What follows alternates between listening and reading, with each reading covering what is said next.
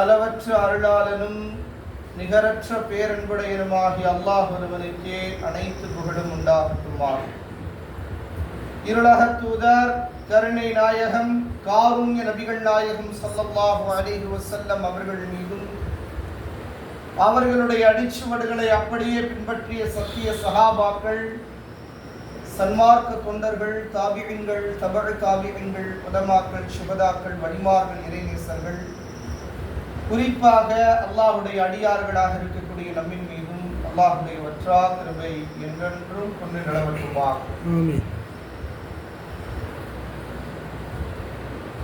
அல்லாஹு தஆலா நபிகள் நாயகம் ஸல்லல்லாஹு அலைஹி வஸல்லம் அவர்களுடைய காலகட்டத்தில் நிறைய வசனங்கள் பார்த்தீர்கள் என்று சொன்னால்,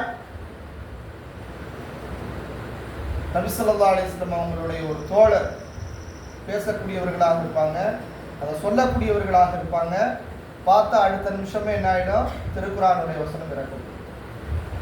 பெருமானார் ஸல்லல்லாஹு அலைஹி வஸல்லம் அவர்கள் ஒரு கட்டத்துல போய் இந்த அளவுக்கு சொன்னாங்க, அல்லாஹு தஆலா உமருடைய நாவில் அல்லாஹ் பேசுகிறான் அப்படின்னு சொன்னாங்க. உமர் ஏதாவது சொல்லிட்டார் அப்படின்னு சொன்னா, உமர் ரலியல்லாஹு அவர்கள் ஏதாவது ஒரு விஷயத்தை சொல்லிவிட்டார்கள் என்று சொன்னால், அடுத்த நொடியே, அடுத்த நிமிஷமே, அடுத்த சில நேரத்தில் என்னவாக வந்துடும், வசனங்கள் வந்து இறங்கிவிடும். மலன்னு வசனங்கள் வந்து இறங்கிவிடும். பலதரப்பட்ட வசனங்கள் உமர் ரலியல்லாஹு அவர்களுடைய நாவுக்கு பின்னால் இறக்கப்பட்டது. அதுல மிக முக்கியமானது என்ன அப்படின்னு சொன்னா, பெண்களுக்கு வந்து ஒரு புர்கா போன்ற அமைப்பு, பெண்களுக்கு ஒரு திரை இருந்தா நல்லா இருக்கும் அப்படிங்கறத யார் முத சொல்றாங்க அப்படின்னு சொன்னா, உமர் ரலியல்லாஹு அவர்கள் தான் சொல்றாங்க. பெண்களுக்கு ஒரு பாதுகாப்பான ஒரு உடை வேணும், இத வந்து சொல்றாங்க. இது வந்து ஒரு, அதாவது மாலையினுடைய நேரத்துல சொல்லப்படுது. அடுத்து இரவனுடைய நேரத்துல அல்லாஹு தஆலா திருக்குர்ஆனுடைய வசனத்தை இறக்கி வைக்கிறார். அல்லாஹு தஆலா பெண்கள் உங்களுடைய கற்பொழுக்கத்தை நீங்கள் பாதுகாக்க வேண்டும் என்பதற்காகவும், உங்களுக்கு ஒரு பாதுகாப்பை ஏற்படுத்த வேண்டும் என்பதற்காகவும் நீங்கள் என்ன பண்ணணும், ஒரு திரையை நீங்க போட்டுக்கணும், அதாவது ஒரு புர்காவை நீங்க போட்டுக்கணும் அப்படிங்கிற வசனங்கள் இறக்கப்படும். இது இறக்கப்பட்டதுமே என்னங்க, பெருமானார் ஸல்லல்லாஹு அலைஹி வஸல்லம் வந்து சொன்ன வார்த்தை என்ன அப்படின்னா, உமருடைய நாவில் அல்லாஹ் பேசுகிறான். அதாவது ஒரு 5-6 வருடத்திற்கு முன்பதாக ஒரு கல்லூரியில நடந்த ஒரு சம்பவம். எல்லா பெண்களும் இருக்காங்க, இந்துக்கள் இருக்காங்க, கிறிஸ்தவர்கள் இருக்காங்க, முஸ்லீம்கள் இருக்காங்க. முஸ்லீம் பெண்கள் என்னங்க புர்கா போட்டவங்களும் இருக்காங்க, சில பெண்கள் புர்கா போடாத பெண்களும் இருக்காங்க. அதுல இந்துக்கள் எல்லாருமே கலந்து இருக்கிறாங்க அந்த காலேஜில். இப்போ அந்த இடத்துல ஒரு அசம்பாவிதம் நடைபெறுகிறது. அதாவது ஒரு பெண் கற்பழிக்கப்படுகிறார். அப்போ அந்த சூழ்நிலையில அந்த பாதிக்கப்பட்ட அந்த பெண்மணிகிட்ட வாக்குமூலங்கள்லாம் எழுதி வாங்கிட்டு அவருக்கு ஒரு தண்டனை நிறைவேற்றக்கூடிய ஒரு சூழ்நிலையில அவர்கிட்ட கேட்கப்படுது. இங்கே நிறைய பெண்கள் இருந்தாங்க, அதுல இஸ்லாமிய பெண்களும் இருந்தாங்க. ஏன் இந்த இஸ்லாமிய பெண்களை நீ தொடலை அப்படின்னு சொல்லிட்டு அவங்க தரப்புல இருந்து ஒருத்தவங்க கேட்குறாங்க. சொல்லப்பட்ட வார்த்தை என்னன்னா, இஸ்லாமிய பெண்கள் எங்களுக்கு எந்த விதத்திலும் எப்படி தெரியல, கவர்ச்சியாக தெரியவில்லை, அவர்களுடைய உடை இருக்கிறதே அவர்களுடைய உடலை மறைத்து விட்டது, எங்களுடைய இச்சையை மறைத்து விட்டது அப்படின்னு சொல்லி ஒரு பதில் சொல்லியிருக்கார். இஸ்லாமிய பெண்கள் என்னைக்கு வந்து புர்கால இருக்கிறாங்களோ, அல்லாஹ் தொகுக்கப்பட்ட, அல்லாஹ் கொடுக்கப்பட்ட வரைமுறையின் கீழ் இருக்கிறாங்களோ, அன்றைய வரைக்கும் அவர்கள் பாதுகாக்கப்படுவார்கள். இன்னைக்கு ஒரு அற்புதமான ஒரு சூரா, இந்த சூறால பாத்தீங்கன்னு சொன்னா அல்லாஹு தஆலா கற்பொழுக்கத்தை பற்றி தான் பேசுகிறார். நேற்று ஒரு 3 நாட்களாக நம்ம பேசிக்கிட்டு இருந்தது நபி யூசுப் அலைஹிஸ்ஸலாம் அவர்களுடைய கற்பொழுக்கத்தை பற்றி, அழகிய வரலாறு என்பதாக சொன்னார். அதே நேரத்தில் ஒரு ஆண் ஒரு பெண் எப்படி இருக்க வேண்டும், சமுதாயத்தில் எப்படி நடக்கணும், பெருமானார் ஸல்லல்லாஹு அலைஹி வஸல்லம் அவர்கள் சொன்னார்கள் அல்லவா, முதல் பார்வை யதார்த்தமான பார்வை. முதல்ல நம்ம ஒரு பார்க்கிறோம், ஒரு பெண்ணை பார்க்கிறோம் அப்படின்னு சொன்னா அது யதார்த்தமான பார்வை. இரண்டாவது பார்வை அது ஜினாவுடைய பார்வை, விபச்சாரத்தினுடைய பார்வை என்பதாக ஸல்லல்லாஹு அலைஹி வஸல்லம் சொல்றாங்க. அதாவது ஒரு ஆணும் பெண்ணும் சேருவது விபச்சாரம் கிடையாது, அதுக்கும் முன்னாடி பார்த்தாலே என்னது விபச்சாரம் அப்படின்னு இஸ்லாம் வன்மையாக கண்டிக்கிறது. முதல் தடவை நீங்க பார்த்துட்டீங்க அப்படின்னு சொன்னா அது யதார்த்தமான பார்வை. அதையே இரண்டாவது தடவை நீங்கள் மீட்டி எடுத்தீர்கள் என்று சொன்னால் அது என்னது? அது தவறான பார்வை. அது என்ன பார்வை? விபச்சாரத்தினுடைய பார்வை என்பதாக இஸ்லாம் வன்மையாக கண்டிக்கிறது. இன்னைக்கு சூரா நூர்ல அல்லாஹு தஆலா கற்பொழுக்கத்தை பற்றி தான் பேசுகிறான். ஆண்களாக இருக்கட்டும் பெண்களாக இருக்கட்டும் உங்களுடைய பார்வையை நீங்கள் தாழ்த்திக் கொள்ள வேண்டும். ஆணாக இருக்கட்டும் பெண்ணாக இருக்கட்டும் உங்களுடைய பார்வைகள் என்ன பண்ணிக்கணும்? நீங்க தாழ்த்திக்குங்க. முதல் பார்வை அது யதார்த்தமான பார்வை. இரண்டாவது பார்வையாக நீங்கள் பார்க்கும்போது அது ஜினாவுடைய பார்வை என்பதாக நபி ஸல்லல்லாஹு அலைஹி வஸல்லம் சொல்றாங்க. இப்ப இந்த சூறாவை பார்த்தீங்கன்னு சொன்னா மற்ற சூறாக்களுக்கு இல்லாத ஒரு மிகப்பெரிய ஒரு விஷயம் என்ன அப்படின்னு சொன்னா அல்லாஹ் சூரா அப்படின்னு ஆரம்பிக்கிறான். சூரத்துன் அன்ஸல்நாஹா அப்படின்னு ஆரம்பிக்கிறான். அதாவது பாக்கியம் பொருந்திய சூரா என்பதாக இந்த சூறாவை பற்றி ஆரம்பிக்கும் போதே அல்லாஹ் தஆலா ஆரம்பிக்கிறான். கிட்டத்தட்ட ஒரு 83 வசனங்களை கொண்டிருக்கிறது.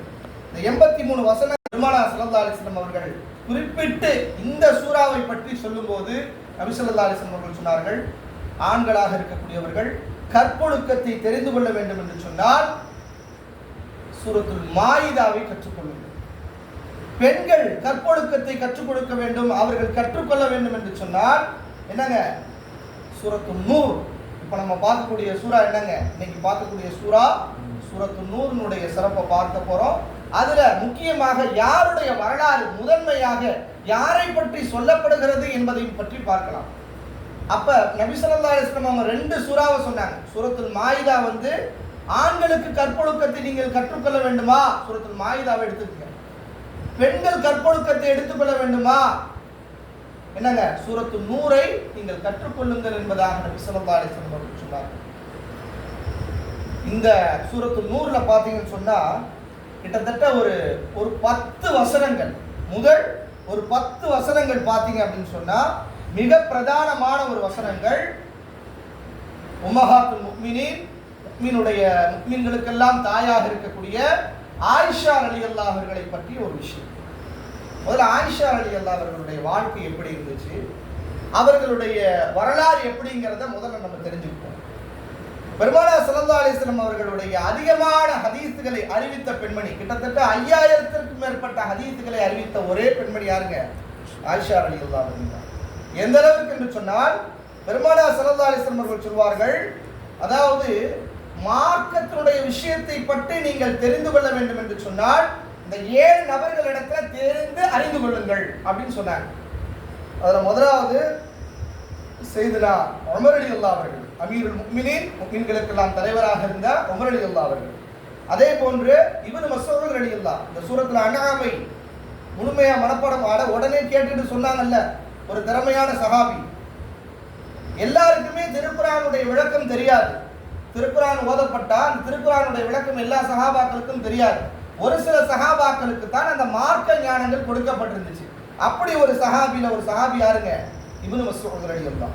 அடுத்து மூன்றாவது ஹஜ்ரத் அலி ரலியல்லாஹு. அலி ரலியல்லாஹு அவர்களை பற்றி குறிப்பிடும்போது நான் அறிவின் பெட்டகம் என்று சொன்னால் அதனுடைய நுழைவாயில் யாருங்க? அலி என்று சொன்னார். அதான் நான் ஒரு பெட்டகம், அறிவினுடைய பெட்டகம், அந்த பெட்டகத்துக்கு நுழைவாயில் எங்க இருக்குது? யார்கிட்ட இருக்குது? அலிட்ட இருக்குன்னு சொன்னாங்க. அப்ப அந்த அளவுக்கு அலி ரலியல்லாஹு அவர்களை உயர்த்தி சொல்லியிருக்காங்க. அடுத்து நான்காவதாக இப்னு அப்பாஸ் ரலியல்லாஹு. இந்த இப்னு அப்பாஸ் ரலியல்லாஹு அப்பாஸ் அவங்களுடைய மகனார். 9 வயசுல ரசூல் ஸல்லல்லாஹு அலைஹி வஸல்லம் அவங்களுடைய சபையில உட்கார்ந்து திருக்குர்ஆனை எல்லாம் கற்றுக்கிட்டு ரசூல் ஸல்லல்லாஹு அலைஹி வஸல்லம் என்ன பண்றாங்கன்னு ஒவ்வொரு விஷயத்தையும் கண்காணிச்சு அவங்களுக்கு ஒழு செய்யறதுக்கெல்லாம் தண்ணி எடுத்து கொடுத்து கடைசியில ரசூல் ஸல்லல்லாஹு அலைஹி வஸல்லம் அவங்களுடைய தலையில கை வச்சு துவா செஞ்சாங்கல்லவா, அவங்க கல்வியானத்துக்காக துவா செஞ்சாங்கல்ல. பிற்காலத்தில் அவங்க தான் யாரு? அதாவது திருக்குர்ஆனுக்கு விரிவுரை சொல்லக்கூடிய ஒரு மிகப்பெரிய மாமேரியாக மாறினாங்க. அப்படிப்பட்ட ஒரு சஹாபி. அதுக்கடுத்து ஸைத் இப்னு சாபித் ரலியல்லாஹு, ரசூல் ஸல்லல்லாஹு அலைஹி வஸல்லம் கூடவே இருப்பாங்க, எந்த நேரத்திலையும் கூட இருப்பாங்க. ரசூல் ஸல்லல்லாஹு அலைஹி வஸல்லம் என்ன பண்ணாங்க, அவங்க எப்படி நடந்தாங்க, எல்லாவற்றையுமே கண்காணிக்கக்கூடிய சஹாபாக்கள் இவங்களும் ஒருத்தவங்க. அதுக்கடுத்து இப்னு உமர் ரலியல்லாஹு, அதாவது உமர் அவங்களுடைய மகனார் இப்னு உமர் ரலியல்லாஹு. இந்த 6 சஹாபாக்கள். அதே போன்று 7ஆவதாக ஆயிஷா ரலியல்லாஹு. மொத்தம் இந்த 7 பேர்கிட்ட என்ன பண்ணுங்க, மார்க்கத்தினுடைய கல்விஞானத்தை இவர்களிடத்திலிருந்து எடுத்துக்குங்கன்னு ரசூலுல்லாஹி ஸல்லல்லாஹு அலைஹி வஸல்லம் சொன்னாங்க. இன்னும் சொல்ல போனா உமர் ரலியல்லாஹு அவர்களுடைய காலகட்டத்தில் ஒரு குழப்பமான சூழ்நிலைகள் உருவாகுச்சு அப்படின்னு சொன்னா ரசூல் ஸல்லல்லாஹு அலைஹி வஸல்லம் மரணத்துக்கு பின்னாடி அமீருல் முஃமினாக இருந்த உமர் ரலியல்லாஹு அவர்களுடைய காலகட்டத்தின் போது ஆயிஷா ரலியல்லாஹு அவங்க இருந்தாங்க. அப்போ ஆயிஷா ரலியல்லாஹு அவங்கள்ட்ட போய் என்ன பண்ணுவாங்க, இந்த மாதிரி குழப்பமான ஒரு சூழ்நிலை வந்துருச்சு, சட்டத்திட்டம் ஏதாவது புரியல, ரசூல் ஸல்லல்லாஹு அலைஹி வஸல்லம் சொன்ன விஷயங்களே சஹாபாக்கள் தவறா புரிஞ்சவங்க எத்தனையோ பேர் இருப்பாங்க. அப்போ அதையெல்லாம் சரி செய்யக்கூடிய ரசூலுல்லாஹ்வோடே கூட இருந்தாங்களே ஆயிஷா ரலியல்லாஹு, அவங்க தான் என்ன பண்ணுவாங்க, இது அப்படி அல்ல, ரசூல் ஸல்லல்லாஹு அலைஹி வஸல்லம் இப்படி தான் சொல்லி கொடுத்தாங்க அப்படிங்கிற விஷயத்தை என்ன யார்கிட்ட கேட்டு விடுவாங்களாம், ஆயிஷா ரலியல்லாஹு அவர்களிடத்துல தான் கேட்டு விடுவாங்க. எந்த அளவுக்குன்னு சொன்னா, அதாவது இப்னு உமர் ரலியல்லாஹு அவர்கள் அந்த பெண்கள் குளிப்பு கடமை சம்பந்தப்பட்ட ஒரு விஷயத்தை, ஒரு சட்டத்தை சொல்லுவாங்க. இப்னு உமர் ரலியல்லாஹு என்னங்க, ஒரு சட்டத்தினுடைய மாமேதை தான், அதாவது 7 நபர்கள் அவங்களும் ஒருத்தவங்க தான். ஆனாலுமே அவங்க விளங்கிக்கிட்ட விஷயத்த ஆயிஷா ரலியல்லாஹு அவங்க சொல்லுவாங்க. அதாவது உம்மு சல்மா ரலியல்லாஹு அவங்க வந்து ரசூல் ஸல்லல்லாஹு அலைஹி வஸல்லம் கேட்பாங்க, அதாவது பெண்கள் குளிக்கும் போது அவங்க, அதாவது பெண்கள் முழுவதுமான முறையில் அவங்களுடைய முடி நனையணுமா அல்லது கொண்டை போட்டுக்கிட்டா போதுமா அப்படின்னு சொல்லி கேட்பாங்க. அப்போ ரசூல் ஸல்லல்லாஹு அலைஹி வஸல்லம் சொல்லுவாங்க, கொண்டை மட்டும் போட்டுக்கிட்டா போதும் அப்படின்னு. இப்போ இந்த விஷயத்தை என்ன பண்ணுவாங்க அப்படின்னு சொன்னால், இப்னு உமர் ரலியல்லாஹு அவர்கள் பெண்கள் தங்களுடைய என்னங்க முடிகளை வந்து அதாவது கொண்டை போடக்கூடிய சூழ்நிலைகளை ஆக்கிக்கிங்கன்னு சொல்லுவாங்க. இப்போ இதில் ரசூல் ஸல்லல்லாஹு அலைஹி வஸல்லம் சொன்ன விஷயம் வந்து முழுவதுமாக நனையணுங்கிறதுக்காக அந்த கொண்டை போட சொன்னாங்க. இது வந்து நனையக்கூடாதுங்கிறதுக்காக இல்லை, எல்லா முடிகளும் நனையணும் அப்படிங்கிறதுக்கு தான் ரசூலுல்லாஹி ஸல்லல்லாஹு அலைஹி வஸல்லம் சொன்னாங்கிறது யார் சொல்லுவா, ஆயிஷா ரலியல்லாஹு அவங்க வந்து இப்னு உமர் ரலியல்லாஹு அவங்களுக்கு இந்த சட்டத்தை எடுத்து சொல்லுவாங்க. அப்போ வயசுல இவங்க சின்னவங்க தான், இப்னு உமர் ரலியல்லாஹு வயசுல பெரியவங்க தான். ஆனாலுமே அளவுக்கு அல்லாஹ் தஆலா கல்வி ஞானத்தை கொடுத்திருந்தான். கிட்டத்தட்ட நபி ஸல்லல்லாஹு அலைஹி வஸல்லம் அவருடைய ஹதீஸ்களை வந்து 5000த்திற்கும் மேற்பட்ட ஹதீஸ்களை அறிவித்த பெண்மணி யாருங்க, ஆயிஷா ரலியல்லாஹு. இப்படிப்பட்ட ஆயிஷா ரலியல்லாஹு அவர்களுக்கு அவர்களுடைய வாழ்க்கையில ஒரு மறக்க முடியாத ஒரு சம்பவம் நடைபெறுது. அதுதான் இன்னைக்கு சூரத்து நூர்ல முதல் 10 வசனங்கள் அவங்களுக்காக இருக்கு. அது என்ன வரலாறு அப்படின்னு சொன்னா, பெருமானார் ஸல்லல்லாஹு அலைஹி வஸல்லம் அவங்க ஹிஜ்ரி 5ஆம் ஆண்டு, அதாவது பெருமானார் ஸல்லல்லாஹு அலைஹி வஸல்லம் அவங்க மக்காவிலிருந்து மதீனாவுக்கு ஹிஜ்ரத்து போறதுக்கு முன்னாடி அந்த மதீனாவில் ஒரு மஷூரா செய்யப்பட்டு நம்மளுடைய தலைவராக யாரை முடிவு பண்ணாங்க அப்படின்னு சொன்னா, அப்துல்லாஹ் இப்னு உபை. எந்த முனாஃபிக்குடைய தலைவன் அப்துல்லாஹ் இப்னு உபைன்னு சொல்றோமோ அந்த அப்துல்லாஹ் இப்னு உபை ஒரு மிகப்பெரிய ஆளாக இருந்தான். அவன் வந்து முனாஃபிக்னு காட்டப்பட்டது நபி ஸல்லல்லாஹு அலைஹி வஸல்லம் வந்ததுக்கு பின்னாடி தான் அடையாளம் காணப்பட்டுச்சு. அப்ப அப்துல்லாஹ் இப்னு உபையை வந்து ரொம்ப உயர்த்தி வச்சிருந்தாங்க, ரொம்ப உயர்வானவர்னு. அப்ப அவர் வந்து தலைவராக ஆகக்கூடிய அந்த நாள்ல கரெக்டா ரசூலுல்லாஹி ஸல்லல்லாஹு அலைஹி வஸல்லம் வந்து இறங்கினாங்கல்ல, எல்லாரும் ரசூல் ஸல்லல்லாஹு அலைஹி வஸல்லம் வந்துட்டாங்க. வந்தோடனே ரசூல் ஸல்லல்லாஹு அலைஹி வஸல்லம் தலைவராக்கிட்டாங்க. அப்ப அப்துல்லாஹ் இப்னு உபைக்கு என்ன ஆயிடுச்சு அப்படின்னு சொன்னா, இஸ்லாத்தின் மீது வெறுப்பு இல்லை, ஆனா யாரின் மீது வெறுப்பு, ரசூல் ஸல்லல்லாஹு அலைஹி வஸல்லம் மீது வெறுப்பு. நமக்கு கிடைக்க வேண்டிய ஒரு பதவி இவரால் நம்மளுக்கு கிடைக்காம போயிட்டே அப்படிங்கிறது இவருடைய எண்ணம்.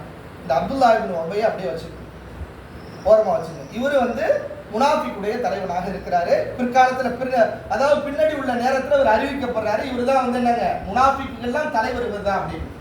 அப்ப ரசூல் ஸல்லல்லாஹு அலைஹி வஸல்லம் ஹிஜ்ரி 5ஆவது ஆண்டு, அதாவது மதீனாவுக்கு வந்ததுக்கு பின்னாடி ஹிஜ்ரத் செய்த 5ஆவது ஆண்டு பனு முஸ்தலிப் அப்படிங்கிற ஒரு போருக்கு சஹாபாக்களை திரட்டிக்கிட்டு போறாங்க.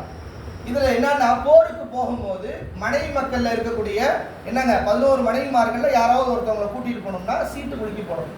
தான் விருப்பப்பட்டவங்களை கூட்டிட்டு போயிட முடியாது. அல்லாஹ்வுடைய ரசூலாக இருந்தாலுமே அவர்கள் தானாக முடிவெடுக்க முடியாது. சீட்டு குலுக்கி போட்டாங்க. எந்த மனைவியுடைய பேர் வருது அப்படின்னு சொல்லிட்டு சீட்டு குலுக்கி போடுறாங்க. அப்ப யாருடைய பேர் வருது, ஆயிஷா ரலியல்லாஹு அவங்களுடைய பேர் வருது. இப்ப பெருமானார் ஸல்லல்லாஹு அலைஹி வஸல்லம் அவங்களுக்கு ஒரு அதாவது ஒட்டகத்துக்கு மேல ஒரு சின்னதா ஒரு பாக்ஸ் மாதிரி ஒரு குடுவை மாதிரி இருக்கும். அந்த குடுவையில உட்கார வச்சு மிஸ்தக் அப்படிங்கிற ஒரு சஹாபி தான் என்ன பண்ணுவாங்க, அழைச்சிட்டு போவாங்க. இப்போ இதுக்கடையில சஹாபாக்கள் எல்லாருமே போறாங்க அந்த பனு முஸ்தலிப்ங்கிற அந்த போருக்கு. அந்த போர்ல என்னங்க நம்மளுக்கு ஒரு வெற்றி கிடைக்குது, அதனுடைய கனிமத்தினுடைய பொருள் எல்லாமே இருக்குது, அல்ஹம்துலில்லாஹ். எல்லா சஹாபாக்கள் என்ன பண்றாங்க இருக்காங்க. இதுல யாரு நம்ம ஆயிஷா ரலியல்லாஹு அவங்க இறங்கி தன்னுடைய சுய தேவைக்காக ஒரு இடத்துக்கு போறாங்க. அப்ப அந்த சுய தேவைக்காக இடத்துக்கு போகும்போது போயிட்டு சுய தேவை நிறைவு செஞ்சுட்டு வந்து பாக்குறாங்க, என்னங்க எல்லாரும் கிளம்பிக்கிட்டு இருக்காங்க. இவங்களுடைய முத்து மாலை காணும். இந்த முத்து மாலையை தன்னுடைய தோழிகள்கிட்ட என்ன பண்ணிட்டு வர்றாங்க, கடன் வாங்கிட்டு வர்றாங்க. இந்த போருக்கு போறதுக்காக என்னங்க அந்த முத்து மாலையை கடன் வாங்கிட்டு வர்றாங்க. இப்ப இந்த முத்து மாலையை தொலைத்துட்டமேன்னு சொல்லி தேடுறதுக்காக மீண்டும் அந்த பைத்துல் கலா போன இடத்துக்கு, சுய தேவைகளை நிறைவு செஞ்ச இடத்துக்கு திரும்பி போறாங்க. திரும்பி போகிற இடத்துல அதை தேடி கண்டுபிடிச்சு திரும்பி வர்றாங்க. இங்க யாருமே இல்லை. அல்லாவே எல்லாரும் போயிட்டாங்களேன்னு சொல்லிட்டு அந்த இடத்துல என்ன பண்ணிடுறாங்க, உட்கார்ந்துடுறாங்க. உட்காரும் போது பெருமானார் ஸல்லல்லாஹு அலைஹி வஸல்லம் என்ன பண்ணுவாங்க அப்படின்னு சொன்னா, அதாவது இந்த போர்லாம் முடிஞ்சதுக்கு பின்னாடி கடைசியா ஒரு சஹாபியை வச்சிருப்பாங்க. அந்த சஹாபி என்ன பண்ணுவாங்கன்னா, இந்த போர் கவசங்கள்ல மிஞ்சி போன பொருள்கள் ஏதாவது ஒன்று கடைசியா இருந்துச்சு அப்படின்னா அவங்க தான் எடுத்துட்டு வரதுக்கு வரும். அப்ப சஃப்வான் இப்னு முஅத்தல்னு ஒரு சஹாபி, அந்த சஹாபி தான் என்ன பண்றாங்க, கடைசியா வர்றாங்க. இப்ப கடைசியா வரும்போது இவங்களை பாக்குறாங்க, தூரத்துல இருந்து பாக்குறாங்க. இவங்க ஒரு கல்லுல உறங்கிட்டு இருக்கிறாங்க. யாரு? ஆயிஷா அவங்க உறங்கிட்டு இருக்காங்க, தூங்கிட்டு இருக்காங்க. அப்ப கிட்டக்க போய் பாக்குறாங்க, ஆயிஷா இல்லாம உறங்கிட்டு இருக்காங்க. இன்னா லில்லாஹி வ இன்னா இலைஹி ராஜிஊன். இதுதான் அவங்க சொன்ன வார்த்தை, சஃப்வான் இப்னு முஅத்தல் அவங்க சொன்ன வார்த்தை. இந்த வார்த்தையில என்ன பண்ணிடுறாங்க, அவங்க எந்திரிச்சிடறாங்க. ரெண்டு பேரும் பேசவே இல்லை. இவங்களும் பேசல, அவங்களும் பேசல. இவங்க என்ன சொன்னாங்க, இன்னா லில்லாஹி வ இன்னா இலைஹி ராஜிஊன் அப்படின்னு வார்த்தையை சொன்னாங்க. அல்லாவே இவங்க என்ன மிஸ் ஆயிட்டாங்கிற மாதிரி தான் இந்த வார்த்தை. அப்ப இவங்க என்ன பண்றாங்க, இவங்களுடைய ஒட்டகத்துல ஏறி உட்கார்றாங்க. அப்ப இவரு கீழே அந்த ஒட்டகத்தை பிடிச்சிக்கிட்டு என்ன பண்றாங்க, வந்துகிட்டு இருக்காங்க. இப்ப எல்லாருமே என்ன பண்றாங்க, பரவலா பாக்குறாங்க. போருக்கு முன்னாடியே என்னங்க, எல்லா போர் முடிஞ்சதுக்கு முன்னாடியே எல்லாரும் போயிட்டாங்க. போர் முடிஞ்சு ரொம்ப நேரம் கழிச்சு யார் வர்றாங்க, ஆயிஷா அவங்க இந்த ஒட்டகத்துல ஏறி வர்றாங்க. இப்ப இதெல்லாம் வந்து அந்த குஃபார்கள் பாக்குறாங்க. குறிப்பா இந்த அப்துல்லாஹ் இப்னு உபை இருக்கார்ல, அவருக்கு நம்மளுக்கு ஒரு சமத்தியான ஒரு செய்தி கிடைச்சிருச்சு. அதுவும் யாருங்க, முகமது நபியினுடைய மனைவி இப்படிப்பட்ட சூழ்நிலையில வர்றாங்க அப்படிங்கிறத மனசுல வச்சு எப்படியாவது இழிவுபடுத்திடணும் அப்படின்னு சொல்லி ஒரு பரவலான முறையில, ரொம்ப அதிகமான முறையில என்ன பண்றாங்க, ஃபித்னாவை கிளப்புறாங்க. அவங்களும் வந்துடுறாங்க. முதல் நாள் அவங்க வந்து சேர்ந்துடுறாங்க. ரசூல் ஸல்லல்லாஹு அலைஹி வஸல்லம் என்ன பண்றாங்க, பண்ணத்து குடிச்சுட்டாங்க. வந்து சேர்ந்துடுறாங்க. வந்து சேர்ந்ததுக்கு முன்னாடி என்னங்க, ரசூல் ஸல்லல்லாஹு அலைஹி வஸல்லம் ஒன்றும் சொல்லலை. அப்படியா, தாமதமாக வந்துட்டீங்களா, எதுவுமே சொல்லலை. அடுத்த நாட்கள் 2வது நாள் 3வது நாள் போகுது. எல்லாரும் பரவலாக பேச ஆரம்பிக்கிறாங்க. ஆயிஷா அவங்கள அவதூறு பேச ஆரம்பிக்கிறாங்க. ரொம்ப என்ன பண்ணுறாங்க, இட்டு கட்டிய அந்த வார்த்தைகள்லாம் பேசுகிறாங்க.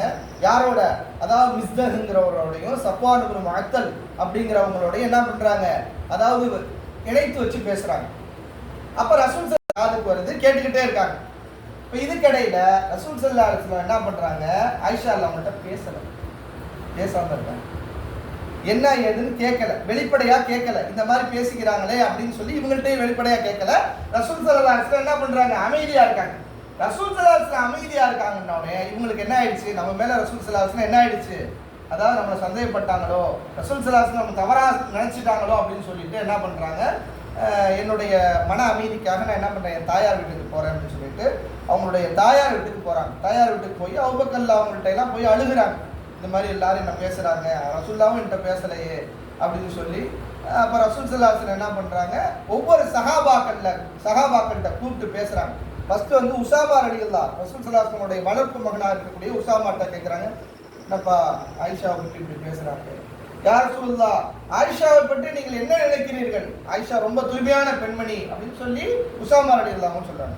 அடுத்து உமர் ரலியல்லாஹு அவங்கள்ட்ட கேட்கப்படுது, என்னுடைய மனைவி ஆயிஷாவை பற்றி பேசுகிறாங்களே, அவதூறு பேசுகிறாங்களே அப்படின்னு சொல்லி அவங்கள்ட்ட கேட்கும்போது ஆயிஷா உமர் ரலியல்லாஹு அவங்க சொன்னாங்க, யார் ரசூலுல்லாஹ் ஒரு நாள் நல்ல ஞாபகம் இருக்கிறது, உங்களுடைய கனவிலே ஒரு பட்டு துணி விரிக்கப்பட்டு ஒரு பெண்மணி அதில் வந்து உட்கார்ந்தார்கள், அவர்கள் இந்த உலகத்திலும் உங்களுக்கு மனைவி, நாளை மறு உலகத்திலும் மனைவி, அதுதான் ஆயிஷா என்று ஒரு நாள் எங்களுக்கு சொன்னீர்கள் அல்லவா, அப்படி இருக்கும்போது எப்படிப்பட்ட அந்த பெண்மணியை இந்த உலகத்தில் பேசக்கூடிய இந்த முனாஃபிக்குகள் எல்லாம் பேசக்கூடிய இந்த வார்த்தைகளை கொண்டு அவங்களை எப்படி நீங்கள் தவறா நீங்கள் கணக்கிடுறீங்க அப்படின்னு சொல்லி கேட்டாங்க. இப்போ இந்த வார்த்தை எப்படி இருந்துச்சு அவங்களுக்கு, ஆறுதலாக இருந்துச்சு. அதுக்கடுத்து அலி ரலியல்லாஹு அவங்கள்ட்ட போய் கேட்டாங்க, மருமக பிள்ளை அலி ரலியல்லாஹு அவங்கள்ட்ட இந்த மாதிரி பேசிக்கிறாங்க அப்படின்னு சொல்லி கேட்டாங்க. அப்போ அலி ரலியல்லாஹு அவங்க சொன்ன அந்த வார்த்தை இருக்குல்ல, அதான் நம்ம வாழ்க்கையில் வார்த்தைகளை ரொம்ப கவனமான முறையில் பயன்படுத்தணும். அப்போ அலி ரலியல்லாஹு அவங்க சொன்னாங்க, உங்களுக்கு எந்த நெருக்கடி இல்லை, 11 மனைவிமார்கள் இருக்காங்க. அவங்க சொன்ன வார்த்தை என்னங்க, 11 மனைவிமார்கள் இருக்காங்க, உங்களுக்கு எந்த நெருக்கடியும் இல்லை, சூசகமாக சொல்கிறாங்க, உங்களுக்கு எந்த நெருக்கடியும் இல்லை. அந்த வார்த்தையில் எது வேணாலும் நம்ம எடுத்துக்கலாம், உங்களுக்கு எந்த நெருக்கடியும் கிடையாது அப்படின்னு சொல்கிறாங்க. அதுக்கடுத்து என்ன சொல்கிறாங்க, அவங்களுடைய தோழி அந்த பரீரா என்று சொல்லக்கூடிய அவங்களுடைய தோழிகிட்ட போய் அவங்கள பற்றி கேளுங்க. இந்த வார்த்தை யாருக்கு போயிடுச்சு, இந்த கேட்ட வார்த்தை, இவங்க சொன்ன வார்த்தை ஆயிஷா அவங்களுக்கு போயிடுச்சு. ஆயிஷா அவங்க குதிச்சுட்டாங்க. என்னை பற்றி உமர் இல்லா பெருமிதமா பேசுறாங்க, உசாமா இல்லா பெருமிதமா பேசுறாங்க, ஆனா அலி இப்படி சொல்லிட்டாரே அப்படின்னு சொல்லி பிற்காலத்துல அலி ரலியல்லாஹு அவங்களுடைய இது வரும்போது அலி ரலியல்லாஹு அவங்களுக்கும் ஆயிஷா ரலியல்லாஹு அவங்களுக்கும் போர் நடந்துச்சு. அது தெரியுங்களா அந்த வரலாறு? அது ஒரு மிகப்பெரிய ஒரு போர். அதாவது அது ஒரு பின்னாடி ஒரு காலகட்டம். இந்த இதை மனசுல வச்சுட்டு தான் இவங்க சொன்ன அந்த வார்த்தைகளுக்காண்டி தான் பிற்காலத்தில் அவங்க ஒரு போர் நடந்துச்சு.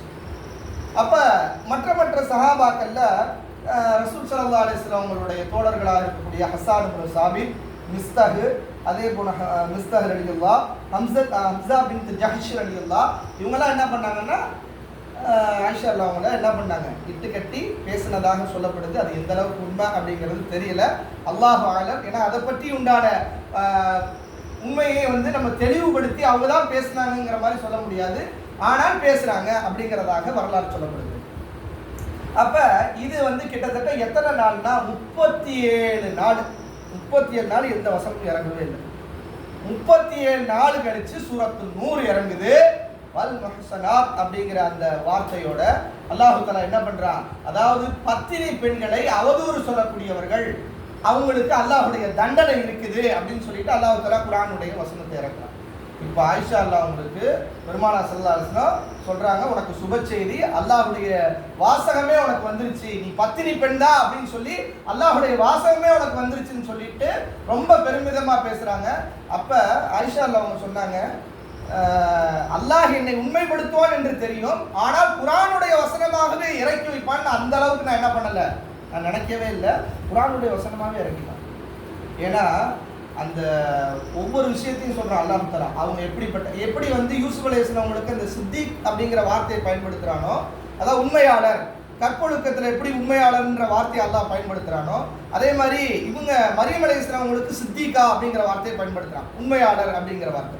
அதே வார்த்தை யாருக்கு சொல்றான், ஆயிஷா ரலியல்லாஹு அவங்களுக்கும் இந்த உண்மையாளர்ங்கிற அந்த சித்திகா அவங்க உண்மையாளர் தான், அவங்க சொல்றது பொய் இல்லை, அவங்க உண்மைதான். இன்னும் சொல்ல போனா அவங்க ஒரு வெள்ளியானவங்க. அதாவது இந்த விஷயத்துல இது இவங்க பேசிக்கிற விஷயம் கூட என்னங்க, இவங்க தெரியாம இருந்தாங்க. ஒரு நாள் 2 நாள் இவங்களுக்கு தெரிய கூட இல்லை இப்படி அவதூறு பேசும்போது அப்படின்னு சொல்லி அல்லாஹ் தஆலா திருக்குர்ஆனுடைய வசனத்தை இறக்கி வச்சு.